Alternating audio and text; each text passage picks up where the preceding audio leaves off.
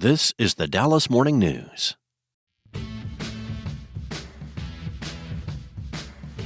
Hello and welcome to a new episode of SportsDay Rangers. I'm John Blake. And I'm Evan Grant. After the excitement of adding 3 pitchers at the trade deadline, the Rangers bats reminded us last week of why the club has been just outside the third AL wildcard spot for much of the last month. After an 8-5 win over the Yankees in the first game of a key 10-game homestand, Texas managed just 9 runs in the next 5 games, going 1-4. And as of Monday morning, the Rangers were 6.5 games behind Houston in the American League West and 2.5 games behind the Yankees for the third wild card spot, but in 5th place with the Guardians in between. This week on the podcast, we'll look back at the last week. Plus, we'll talk to Rangers Hall of Famer Ian Kinsler in studio, which is the first for this little podcast. He was a second baseman on some of the Rangers' best teams and 2 World Series teams in 2010, 2011, and we went into the Hall of Fame together in 2022. Do you think that was a highlight for him, that he can claim that you were his Hall of Fame mate? It's not a bad thing, and at least I had my speech all in a thing. He had his on little note sheets. They got a little bit mixed up. And he got a little bit mixed up during the speech. Hopefully he won't get mixed up in studio. Right. In our voting to determine the top regular season moment in Rangers history, we're down to 2. It's the finals. More on that in the archives in Arlington. SportsDay Rangers is our weekly spinoff of the Dallas Morning News SportsDay Insider podcast. You can find it on the SportsDay Insiders feed wherever you consume podcasts. If you want to interact with the show, you can find each of us on X. When I'm not yelling at people, I'm at Evan_P_Grant, and John is at Ranger Blake. You can also reach out to the Dallas Morning News on any of the social media channels that the paper is on, which is all of them. Bottom of the 9th, bases loaded. Here comes Jimmy Dale from Baker Brothers Plumbing, AC, and Electrical. Thanks, Chuck. When your home pitches curveballs, Baker Brothers knocks it out of the park. Home run, Baker Brothers. Incredible. As the official home service partner of your Texas Rangers, we're offering $300 off a tank or tankless water heater. Another winning call. Visit callbakernow.com or dial 214-342-1171 today. Baker Brothers. Great service. So as we look back to last week, Evan, you were on assignment for much of the week, but you were certainly watching the team and everything as it got off to a nice start against the Yankees, won a couple of games. You know, Devin Williams for the New York was a big part of both of those wins for Texas. But then I think the weekend was a little disappointing, getting swept by a really good Philadelphia team that's got a big lead in the National League West. But club has scored 2 or fewer runs in 5 straight games now. Went 5 for 38 with runners in scoring position that span, hit a couple of home runs. And it's the same kind of story. They got off to a good start, but not being able to put any kind of consistency together on offense. Yeah, John, as we record this, and the Rangers go into this series with the Diamondbacks, they're going to cross 120 games for the season. So we're 3/4 of the way through the season now, and I'm ready to pronounce that this offense does not work. It just simply does not work. Now, I'm going to throw the caveat in there, the disclaimer, whatever you want to call it. Look, this team could still go to the playoffs and they could still make a run. But this offense, as constructed, does not work. I'm still not sure why it doesn't work and why it hasn't worked. But for me, the thing that I'm now focusing on is why this team doesn't seem to get better as the game goes on. We saw that play out very distinctly in the Phillies series with runs in the first inning and then being shut out the rest of the way. They don't score as many runs the second time through the lineup as they do the first time, which is when they should be, a little bit more informed about the starting pitcher and maybe even picked up some, we talk a lot about how Rangers pitchers are tipping. I don't know that we ever talk about how other pitchers are tipping against the Rangers. And so I've just kind of come to the feeling that this offense just doesn't work for some reason. Do you think Evan Carter getting back in, I mean, he works the counts a little more, gets a few more walks, but from a power standpoint and coming up with that, with some sustainability there, is that going to help?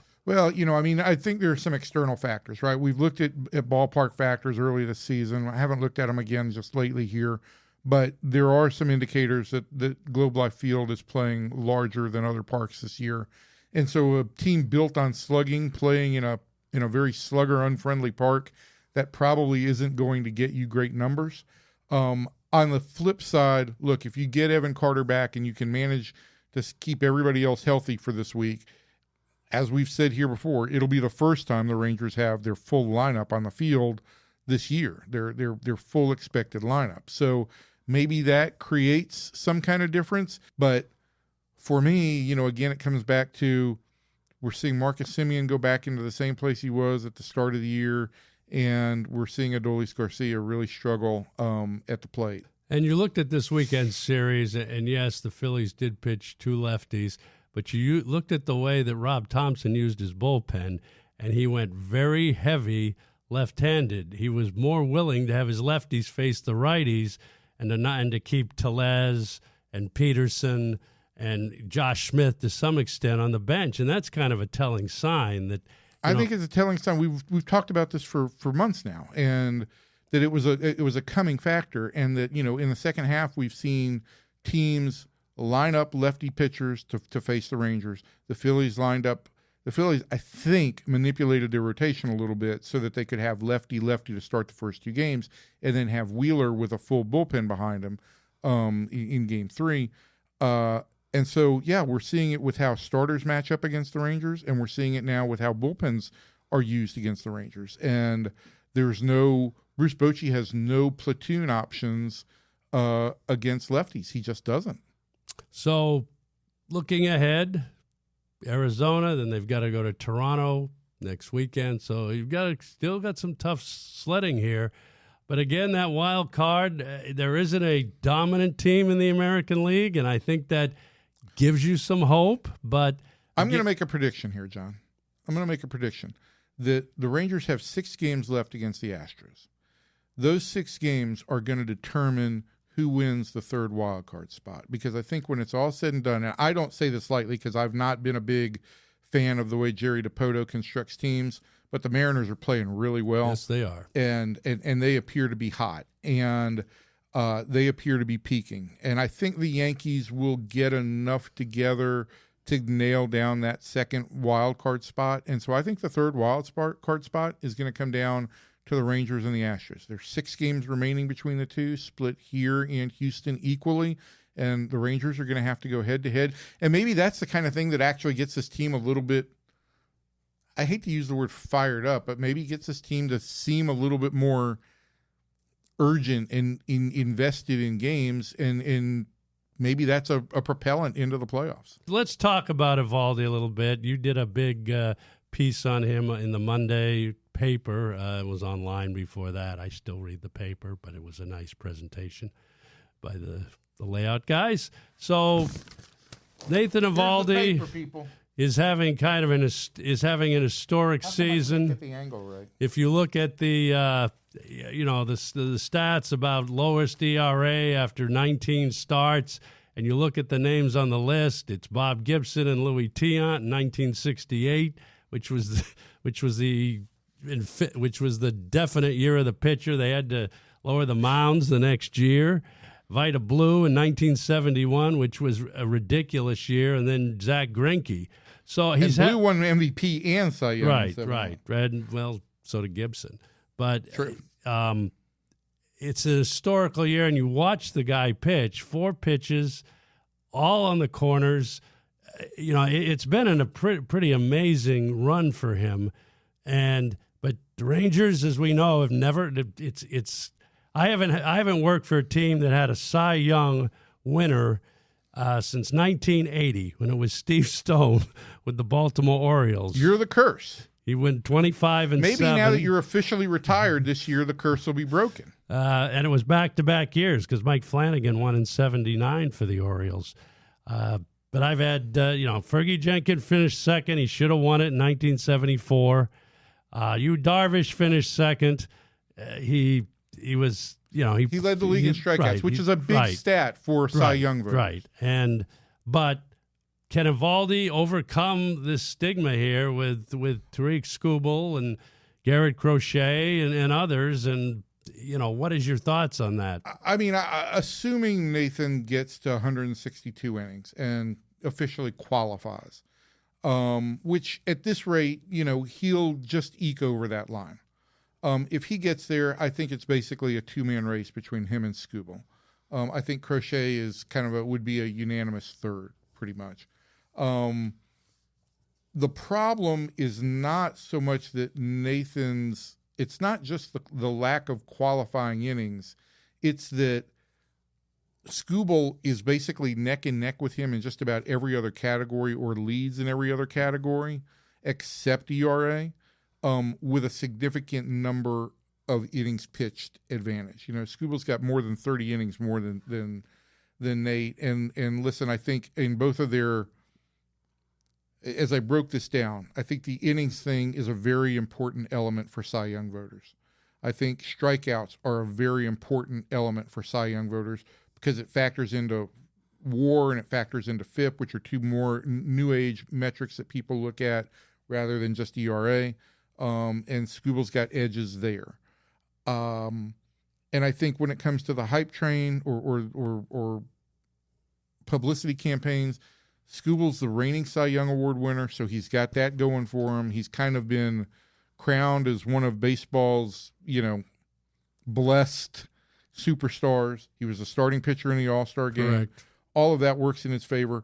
To Nate's credit, he's been named Big Game Nate. He pitches in big games. He comes up with big wins. And I think that will, voters aren't going to say, well, he's Big Game Nate, I'm going to vote for him. But I do think that all of this stuff gets embedded in the minds of voters. And it helps determine some tiebreakers.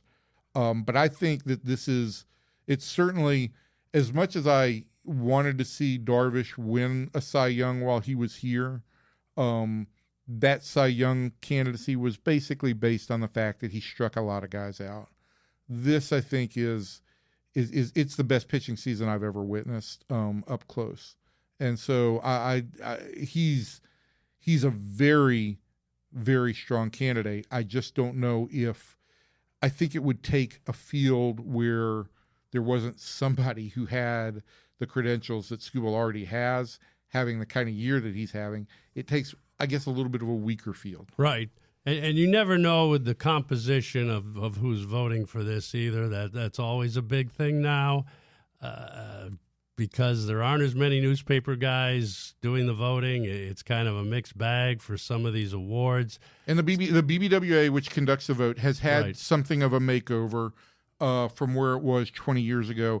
20 years ago, MLB.com writers weren't part of BBWA. Exactly. It was all sport. It was all newspaper guys. And you've got people who work for more metric centric websites like Fangraphs and other sites along those lines, Baseball Prospectus, who also now in some markets will have votes. And that may help Eovaldi a little bit as opposed to just the three. And wins at this point, of course, are even more moot than they ever were. Crochet leads and wins. Max Fried had a chance to tie him on Sunday and didn't. So Fried has 12 wins. Yep. So it'll be interesting to see how it comes down, and maybe the Rangers can. I mean, Rangers have won a lot of MVPs over the years. They won a few Rookies of the Year in the BBWA voting, but the only other team that's never won a Cy Young, which is amazing, is the Colorado Rockies. So as we move on here with Sports Day Rangers, our guest this week in studio is Ian Kinsler. He's one of the leaders on those Rangers teams in the early 2009 to 2013 period, and one of the best leadoff hitters in club history. As we've been talking about lineup construction and everything, having Kins at the top of the lineup with 30-30 ability really made a difference, and he was, as we said, he was a Club Hall of Fame inductee in 2022, and we'll talk to Ian coming up next. Be sure to stick around after the interview to find out which two moments from our Rangers bracket of 16 originals has advanced to the finals to determine the greatest regular season moment in Rangers history. We've set up a bracket of the franchise top moments, and this week you can vote on the final moment and win some prizes. The grand prize. What is the grand prize, John? Does it include a artifact tour at the yes, ballpark? It includes a tour, tickets, obviously, to a game, a behind-the-scenes tour, and hopefully a few more little surprises, I guess. Where it depends on, we'll see when the recipient, if he wants to do it this year, he wants to wait till next year. But we'll blow out the bells and whistles here for the tour. Maybe I'll even join the tour so that I can heckle you during the tour. That would add something, I think. Well, you are actually you or Sean, who's ever working that night, because you're unpredictable sometimes on home games. Who's ever there that night, I told the powers that be here that we will involve you guys in at least the press box part and very things exciting. like that. Very exciting. I was on assignment last week, and we're going to get into this Ian interview. I will just say that as we come up this weekend, I will have a story on where I think the Rangers are trying to employ or deploy a little bit of of what may be a competitive advantage in drafting and the potential development of pitchers. That's where I was last week, out in Arizona, where it was 117 degrees on Tuesday, or Thursday, I should say. But more on that next week.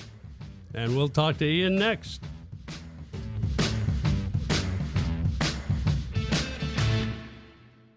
So this is an historic moment, Evan, in our podcast. We actually have our guest in-house today, and he played 14 seasons, most notably for the Rangers, the Tigers, and then won a world championship with the Red Sox in 2018 before finishing with the Padres. 1,999 hits. It's Ian Kinsler, for crying out loud. In 1,888 games, four-time All-Star, two-time Gold Glove winner, now a special assistant for the Rangers since 2023, Ian Kinsler. Kins, thanks for joining us here in studio. How awkward is it when John goes through all that stuff? I've heard him say it before. Yeah. That's kind of his thing. He likes to roll through the history. Well, it's history, and it's just kind of impact the play. And he's also a 2002 Rangers Hall of Fame inductee. 2022 Rangers Hall of Fame inductee. With you, JB, yeah. Yes, yes. At least, like I was telling Evan before, I didn't have my Did that kind of taint the Hall of Fame experience? No, it made it so much better. It made it so much better. Thanks for coming in. It's great that you're here. Yeah, it's good to be here. So, like on the one day you're in Dallas this whole summer. It's great. Yeah, in and out. Yeah. So let's kind of start with, we had Josh Hamilton. We honored him, speaking of the Rangers Hall of Fame, this past weekend. We gave him his Hall of Fame jacket. And just looking back at those teams, 10, 11, and the video that they showed of Josh, it wasn't just the offense, it was the defense and everything he did. But those clubs, and as we talk about this year's club, those clubs had several guys that were capable of carrying a team for a week, for a series, and that made a big difference. Yeah, it makes a huge difference. And we also had a lot of players in that lineup who, if they weren't swinging the bat, if they weren't hot, there was still a way for them to impact the game. Whether it was drawing a walk or getting on by an error and stealing a base or scoring from first on a double or playing fantastic defense, changing the game in many different ways. For me, looking back, that team had a lot of dirt on their unis. We were running hard. We were taking extra bases. We were sliding and diving everywhere. We had a great will to win, and it was a lot of fun when you get on a team like that. And the ball starts rolling that way. It's just so much fun, and you feel like you can come back at any moment. You feel like you can kind of put your foot on someone's throat at any moment and kind of pull away. And like you said, we had so many guys that were able to just carry us at any moment. I mean, Mike Napoli, Nelson Cruz, Josh Hamilton, Mike Young. In 10 it was Vlad, and 11 it was Beltre. Yeah, Beltre, Vlad. Me and Elvis were just there to set the stage, but we also had a way of producing runs, scoring runs, and Elvis is flying around the bases, putting pressure on the other team, and whether it's home runs or doubles, you think of carrying a team. Elvis, me and Elvis were kind of the thorn in the other team's side, and with that being said, like, we could carry the team too. You know, if the other guys were kind of cold or it was a tough stretch, it was a, ace type pitcher, we could create some havoc and put some runs on the board. So it was just it wasn't a one-dimensional offense. Well, when you're a 30-30 guy, you've got multiple ways to put pressure on offenses, on defenses, and pitching staffs. But I also thought that, like, and you and I have talked about this numerous times, you also you embodied just what you talked about, stepping on the opponent's throats and getting under their skin. You were the instigator in a lot of ways, and you knew that was your role. And how important is that role? Man, I loved it. I think it's just so important. You got to have a guy that's there to win from pitch one, and is ready to fire, is ready to go. A little bit annoying, a lot of emotion, a lot of drama, tension maybe from the other team is I think important. And, Elvis was similar. He did it in a little bit. He did it with a smile on his face. You did it with a sneer sometimes. Exactly. You did it with a smile. Exactly. So, it was a little Jekyll and Hyde there, but just to give him something to think about. And it was so nice having those guys behind me because they had to pay attention to me. They couldn't walk me. They couldn't just put me on base. I would steal second. Now you're dealing with some big bats. And, the way our lineup was constructed, it was very difficult for the other team to game plan against us. And, that once they felt like they had some breathing room, the bottom of the lineup would just kill them. And once it turned over, it was a nightmare for them. And, we're playing in the old ballpark here. So right. We make them throw 30 pitches in an inning. These guys are melting. Yeah. And we knew it. And we took advantage of it. That was that was something that we didn't really discuss. I think mentally we had ourselves fooled that it wasn't as hot as it was, and we used it to our advantage. But you did discuss knowing, like, your roles, right? You did discuss things about that would help you guys get better in games. Oh yeah. Oh, absolutely. I mean, it was a lot of discussion in game. A lot of discussion. That, me and Elvis were constantly talking about how to steal bases, what we saw when we were on first. If, now you can't peek into the catcher's sign giving because they're using the buttons.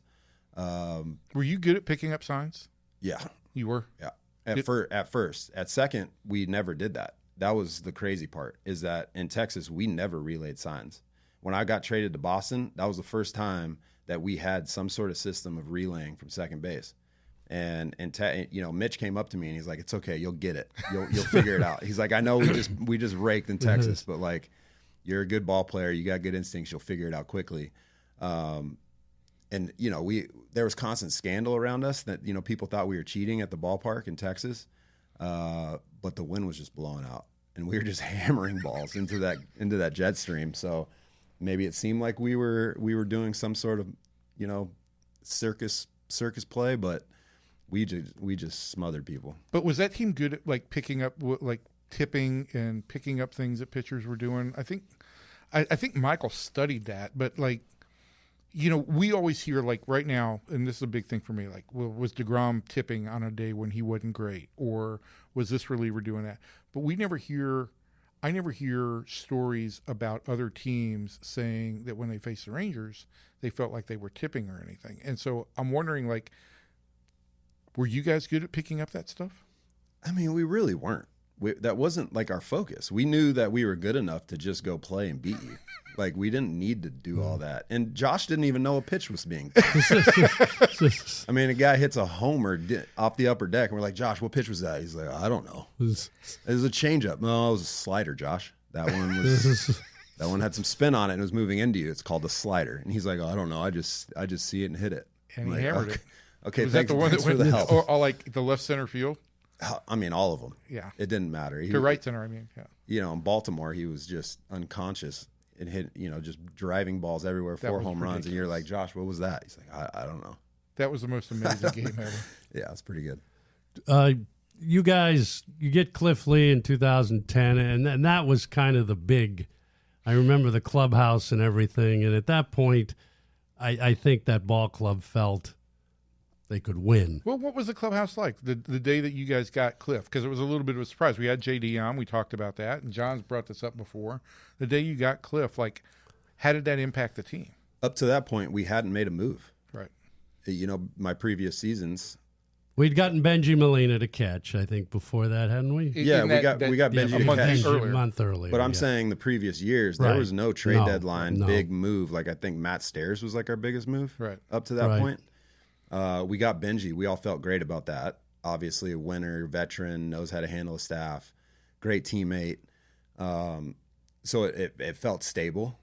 And then, back in the day, there's packets that get put in the middle of the clubhouse as far as news clippings. Right. So you get to the clubhouse during the trade deadline. The first thing you do is you start reading the packet. Yeah. You're like, what are we doing? You read the newspaper clippings? I mean, just the headlines. And so we're, who are we in on? What's going on? Where the movement is? Do we have a real opportunity to get Cliff Lee? And when we made that move, the energy level went up a couple clicks.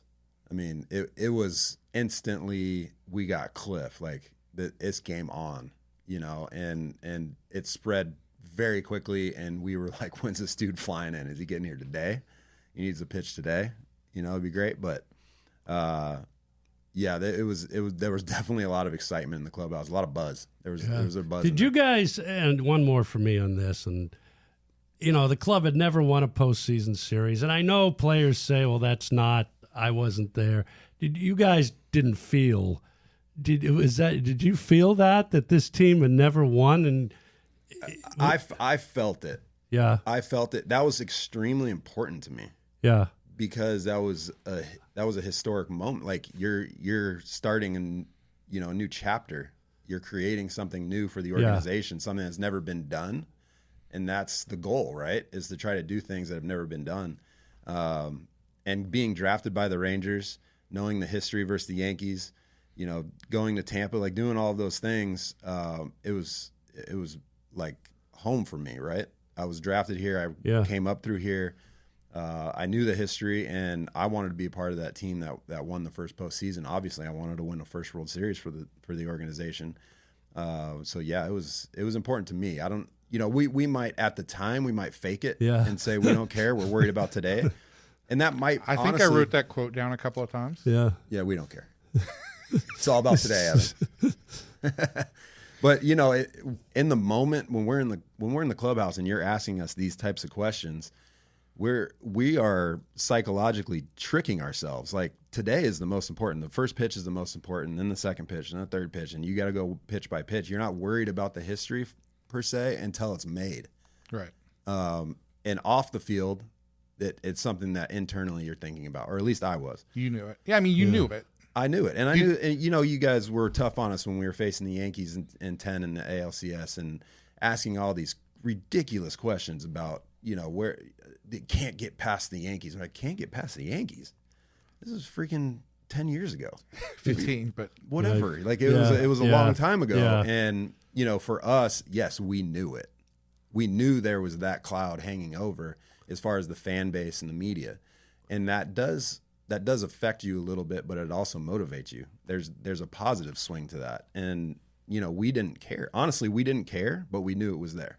It motivates you, and that's a positive, but did you feel a pressure to it also? No, and I think that's where the snarky answers came from, is like we didn't feel that pressure. We were completely confident to a point of cockiness almost that team has nothing to do with us, right. The teams of the past. We're way different than them. And we were there to prove it, and we didn't want to hear any of that. We didn't want to hear any of that. We wanted to move through it and prove that we were better than the Yankees. That's really what it came down to. John? Well, looking ahead, 10 and 11 and 12. Weren't able to kind of finish it. 12 to me was kind of, and I don't want to harp on it, it was kind of a disappointing year, right? I mean, club had the best record in the American League until the last 3 games of the season. And is it hard? You guys had gone to the World Series in 10 and 11, and I worked for the Red Sox. It's hard to keep winning, and I don't think people realize that. Did you guys feel any of that when you got to 12, Ian, kind of at the end? I mean, it's a grind. It really is a grind. It's a grind. You're playing a tremendous amount of games. there's not as much rest time in the off season to flip around and start your off season workouts and try to get ahead of it and be ready for spring training. And, you kind of feel like you have some gook in your eyes when you get to spring training. You kind of need to wash your face and clear your eyes, and you still starting all over again. Yeah, you still feel kind of heavy a little bit, your body. So yes, we felt it. And a lot of people I talked to say that they thought 2012 was our best club. Oh, we had Joe Nathan, which Yeah, we were good. Yeah, and you just we said had it, Darvish. we had the best record in the American League, Right. and it just didn't feel the same. Yeah, We had the talent, but I will never say that team was the best team. Right. It just because the track it just wasn't. Right. You can talk about the talent and the wins and all that stuff, but come to postseason player at the end of the Right. season, we just didn't have that extra, I don't know, guts or something. Like it was a little hollow, but we were a tremendous team. I mean, on paper, we were fantastic, but on paper is one thing, and Right. actually doing it on the field is another. But see, that's just to go back to what you were just talking about, right? Now that whole team has basically been together for 2 full years, right? And now all the stuff that we're talking about, well, you couldn't win in 10, couldn't win in 11. Now all that stuff, you are carrying that is associated with you. And as that started to kind of fall apart in the last 2 weeks in September, I do imagine, and I don't know that guys ever really address this, but I do imagine that you guys did feel the pressure, that you did feel like this is slipping away a little bit. Yeah, it just wasn't as much fun. It felt a little bit more like work, if that makes sense. And 100%. yeah, in 10 and 11, it was just electric, and it's you're driving to the ballpark and you're just so excited to be Yeah. there. 12, we were just good. There was Yeah, nothing yeah. else really to it. And it could have easily went a different direction, and it was unfortunate at the end, and we caught some bad breaks. I mean, we had it set up for us. It was Joe Saunders versus Yu Darvish, and our whole Right. lineup was hitting over 300 against Joe Saunders with huge slug. I mean, we could have easily just routed that game, walked away with it, and we just kind of came out flat. I mean, and coming off the Oakland series, it was trying to get motivated was hard. I'm sure. And just try to fire up the engines after that Oakland series and know what was just kind of slipped through our fingers. It was a little bit difficult. It was. When you play that back, right? I'm thinking about this, and I still go back. That night in Baltimore, I think changed Josh's season, and not for the better. It was the greatest accomplishment I've ever seen on a field, and I wonder, I wonder if it ever subconsciously left you guys what else is there? We just saw, can't get any better than this. We can't be any better than this. It was. Yeah, 12 was bizarre because we just won. We were just better than everybody, and we just kind of, yes, we still had that aura, we still had that drive, but there was a little bit of subtraction there. It's why it's hard to win championships, man. It's hard to win multiples, and that's why dynasties are just so awesome to me. People get sick of the Patriots winning. People, start talking trash about the Chiefs or whatever. Everybody talks trash about the Yankees dynasties, and they're sick of watching these teams. And I'm like, what are you talking about? This is what it's about. This is when you really find out who the best is. I love watching dynasties, but looking back at 10, 11, and 12, it was, 12 is just kind of slipped through our fingers. And, we were a better team than how it turned out. I want to go forward for a minute because you're working for the Rangers now. You're back with the Rangers in a special assistant role, which is great. And I want to get your take on this year's team to whatever feel you have.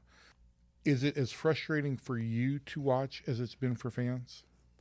It's frustrating. Yeah, it's frustrating. I played in Detroit. The first year in Detroit, they had won 3 consecutive Central titles. The fourth year, my first year there, we won the Central on the last day of the season over the Royals. Right. But we were a much better team than that. As far as on paper, same kind of deal we talk about in 2012, where, then we go to Baltimore, we get swept in the first round of the postseason. I mean, we're talking about David Price, Parcello, Verlander, Sanchez, Scherzer. Like, we were loaded on the mound. Right. Our offense was loaded. We had guys all over the diamond. But there just was a lack of, like, I don't know, there was a lack of guts or a lack of grit. And it's super frustrating to watch a team that on paper should be performing at a higher level, and they're just not. And it's frustrating. And I can imagine as a player on those teams, it was extremely frustrating because you know who's around you, you know what is possible, and it's just not clicking. And I don't know, it's a very difficult thing to try to figure out. It's hard to put your finger on what it is and why it's not clicking. And that's the frustrating part because these guys want to win. They want to perform well. We want them to perform well. We, on our side, CY tries to do as much as he can to ignite and get them going with different moves and, giving them players and whatever the case may be to try to get a little fire going. And then the lighter clicks on a little bit and the flame just never gets there. And I think that it's not, when you talk about fire, people are going to interpret it like this team lacks energy or anything. I don't think that's the case necessarily, but it just doesn't, for some reason it doesn't function, right? And when you're talking about lighter, you're talking about like the ignition that the offense is just going to take off, and it works for a little bit, and then it's like everybody backslides. And there isn't, to John's point from earlier, it just doesn't feel like there's been players on this team or last year's team that took over games, with the exception of Seager, that take over games for periods of time. It's just nobody gets hot and carries a team. Well, and you've got to have that when you don't have a bunch of on-base guys. Yes. And this is sensitive for me. Like, I root for these guys. I want these guys to be successful. And it's, when you get away from the game, it's easy to be negative, right? You always try to be positive. You try to be on their side as much as possible. And with that being said, looking back and being a little bit more analytical about it, since 2023, since September of 2023, the end of the season, they went into a terrible rut. In September, they almost fell out of the postseason. Right. They were leading the division the whole year, banging. They were the best offense in the game. They didn't have to run. They didn't have to do it. They were hitting doubles and homers everywhere. It was slug. It was quick runs. And then September hit, and it just kind of shut down. Then they had a fantastic run in the postseason, and it was an incredible run, right? Sparked by Garcia, who took over and carried the club, and then you had Evan Carter, who you got some unexpected. And you're Corey so right. and those guys. You're so right. But that's where a guy carried a team. That's exactly when you talk about carrying a team. I know you see it that way, where you need a lineup of guys that can carry the team at any given moment. Garcia, Seager, Carter, Simeon would even carry the team a little bit. Right. You had guys. Josh Young was banging the ball around, and you got different guys that the other team has to game plan against. It becomes very difficult. But since September 23, then I don't want to exclude the postseason. I know that's what you're hard to do. Right, but if you just take the regular season performance from September 23, 2024 to right now to 25, there's something missing. And I think Evan's a big part of that. I think Wyatt's a big part of that. Like, these guys are electric players, younger. They're still learning. Like, they didn't get a lot of seasoning in the minor leagues. Yep. These guys are still trying to get their feet under them and understand what it takes to be a consistent big leaguer. And that's the difference at this level, is just consistency. Once you learn how to be super consistent, you see Corey every day. Like, his at-bats are pretty much identical every time he goes to the plate. Yeah, he has these weird little cold stretches where he's swinging and missing for a game, maybe a game and a half, and then he kind of clicks right back in, and he's very consistent at what he does. And some of the guys on the club are still working through that and trying to figure that out. But there's a lot of talent there. Does it put more pressure? And you were talking about your first year in Detroit. We had really good pitching. Does it put more pressure on an offense when you're getting historical seasons from Eovaldi, DeGrom, your bullpen? Your defense has been really good, among the top in the game. Does that put more pressure? Have you been on clubs where, it puts more pressure on you offensively? Geez, if we could just score X number, to get over this hump. Yeah, I do think there's kind of an unspoken type of feel to when DeGrom, Eovaldi are on the mound. You get one or two early, and you can let them kind of work and go to work, and it does put a little bit more press on the offense. Well, we got to start wrapping this up. We've taken more of your time. But looking ahead now, you got into coaching, advising right after you retired at 19. You worked with the Padres, and then we were lucky enough to see why to hire you here in 23. What do you see as your kind of path? You've managed in the WBC. Your kids are still, in high school and middle school, but I've always thought you could be a big league manager if you wanted to. But do you want to do that, or what do you look? I saw where Mitch Moreland now just became a high school coach in Alabama. Yeah. What would you like? What are you thinking? Right now, I love my role. I love working with CY in the front office, working with Mike Young and Nick Hudley and Skip Schumacher, and being a sounding board for Chris is a great place to be. Helping with player development a little bit.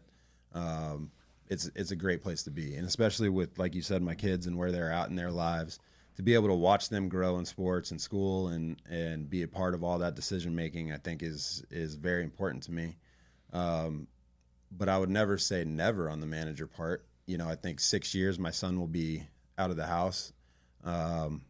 Depending on his path, I'm sure I'm going to still want to be involved. But at that point, I'll be 49 years old, and wow. It'll be.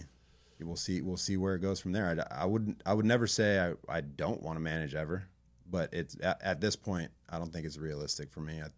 I really like my role here. This has been great. Will you promise to come back another time? Yeah, absolutely. Will you come sit in the studio again? Well, it's these headphones and this microphone. This is like first class stuff. Oh yeah, the set's really high class. I don't know how you guys do it. It's amazing. I'll definitely come back. All right, that'll be awesome. John, you want to take us out? Yeah, sure. Well, thanks, Ian. We appreciate it. Hopefully we'll see you at Adrian's statue, which is actually on August 22nd. For all you listening out there, it's open to the public. Good seats still available. It's at 2:30. Yes, it's going to be hot, but we're going to keep it really short. And I think the finished product will be something everybody will really like. And maybe we'll get Adrian's opinion on that. Yeah, we'll see how it goes. But thanks, Ian. We appreciate you coming out, and we'll see you around the park. Yeah, this was fun. Thanks for having me.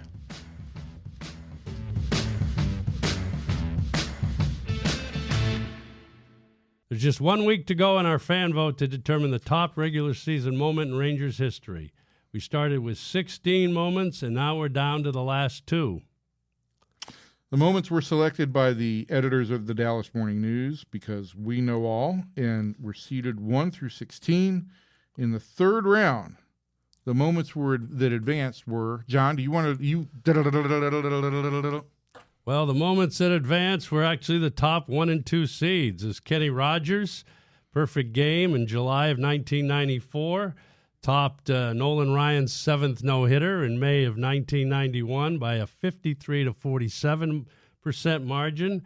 And then the number 2 seed, which was the Rangers winning their first American League West Division title in September of 1996, was a big winner over Ryan's 5,000 strikeout by a 67-37 margin. So, again, I have to tip my cap. The top 2 seeds are moving on to the finals.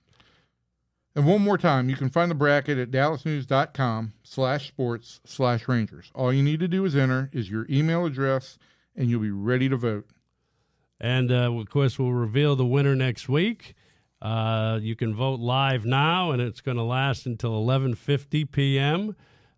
Next Sunday.